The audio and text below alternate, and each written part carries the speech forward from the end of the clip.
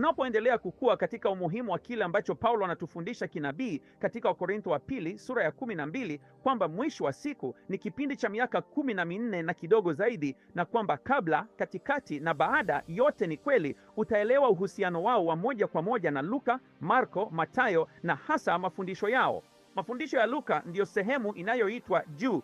Hakuna kutajwa kwa Kristo wa uongo au manabii wa uongo. Mafundisho ya Marko ni miaka 7 ya mihuri, na katika nusu ya kwanza hakuna kutajwa kwa Kristo wa uongo au manabii wa uongo. Ni mpaka chukizo la uharibifu linapotokea ndipo wanapotajwa. Katika mafundisho ya Mathayo, miaka 7 ya tarumbeta inayofuata, katika nusu ya kwanza kuna manabii wa uongo tu, lakini hakuna Kristo wa uongo. Wakati wa chukizo la uharibifu, unaona Kristo wa uongo na manabii wa uongo wote wakiwa pale tena. Kwa nini? Kwa sababu Ufunuo 17 unasema mnyama aliyekuwepo hayupo na atakuja tena, kwa sababu mwishoni mwa mihuri Bwana anamwangamiza.